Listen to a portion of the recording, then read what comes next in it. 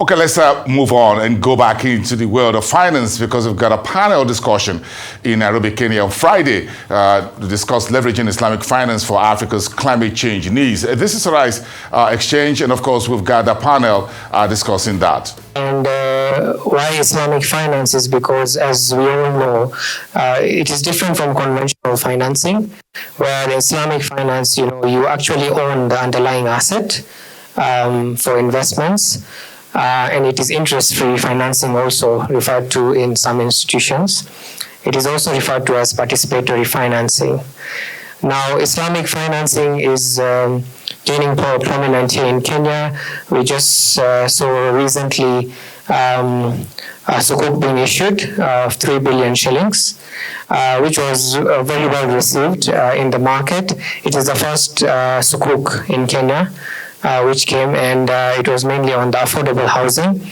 And why Islamic finance is because, as we all know, it is different from conventional financing, where in Islamic finance, you actually own the underlying asset for investments, and it is interest-free financing, also referred to in some institutions.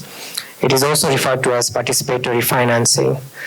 Now, Islamic financing is gaining prominence here in Kenya. We just saw recently Sukuk being issued of 3 billion shillings, which was very well received in the market. It is the first Sukuk in Kenya, which came, and it was mainly on the affordable housing. The institution Lindsay Trust is looking to build more than 3,000 affordable housing units out of that.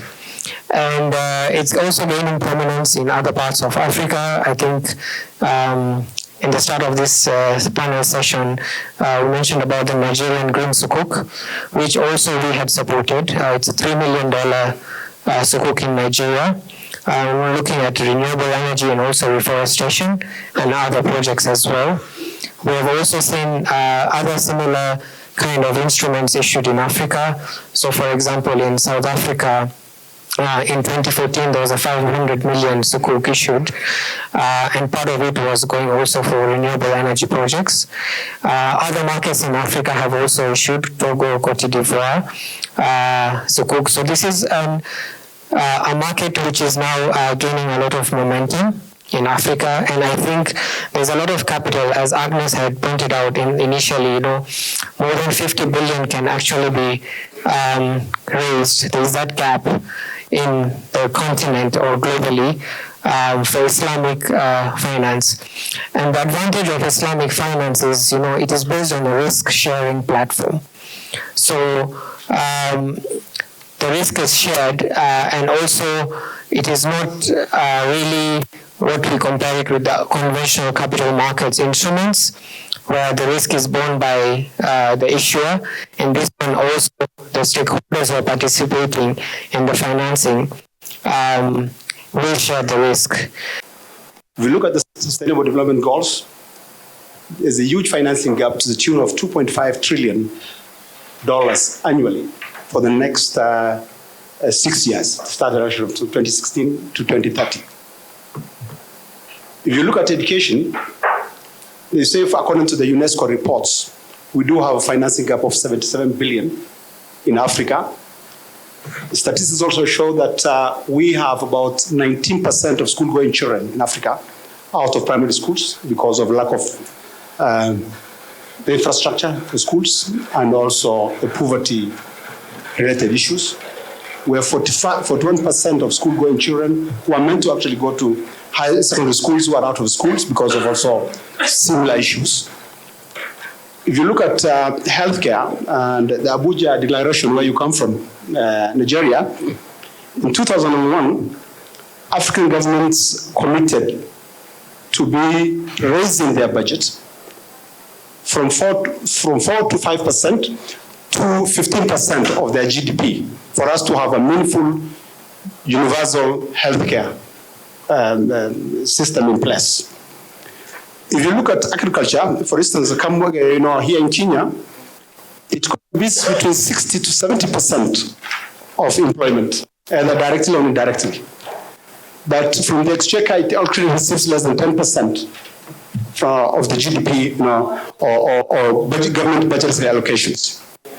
All this indeed shows that there are gaps in financing, and it is beyond the traditional sources of finance that is required for us now to bridge some of these gaps.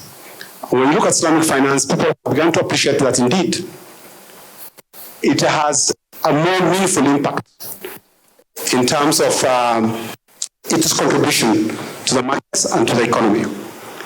When actually the cornerstone of Islamic finance is risk and return sharing, it stems from the real linkage between the market and the real economy, on the basis of asset being done on the basis of assets. And this direct linkages helps in stabilizing the financial markets and so the economies. The issue of sukuk now, for us, Kenya today, we had the first sukuk that we issued just a couple of months ago. I think it was listed by the Nairobi Stock Exchange. That was just a trend setter, just to see that, how can it be done. And the good thing is, none of the investors in that sukuk came from outside Kenya. They are all locals, local financial institutions, the local institutions. Then it means we do have a lot of resources domestically that can be harnessed or mobilized for purposes of addressing our national goals. The realization of Vision 2030 and also the fulfillment of the Sustainable Development Goals. Then the other bit is, of course, with Islamic finance, you're also able to attract funding, foreign direct investments from the Middle East. Because today these are our largest trading partners outside the region. If you go beyond Uganda, Tanzania, and the other East African countries within the region, you look beyond that, then the GCC countries can actually stand to be one of our most better placed institutions that can help us, countries that can partner with us in areas of trade and trade flows and investments as well. What I have heard so far, Boston, is more, the conversation is focusing more on the instruments like sukuk or, the structures that may be used and so on and so forth for climate change, for addressing, these issues of, net zero carbon and so on and so forth. I want to take the conversation in a slightly different direction, if you allow me. And I will take probably 2 to 3 minutes. I think, no sukuk, no bonds, no conferences, COPs are going to have any impact on this climate change issue. We will continue suffering until we have a mindset change. And where does the mindset change come from? We have to go back a little bit. We have to go back to the basics and see what is happening.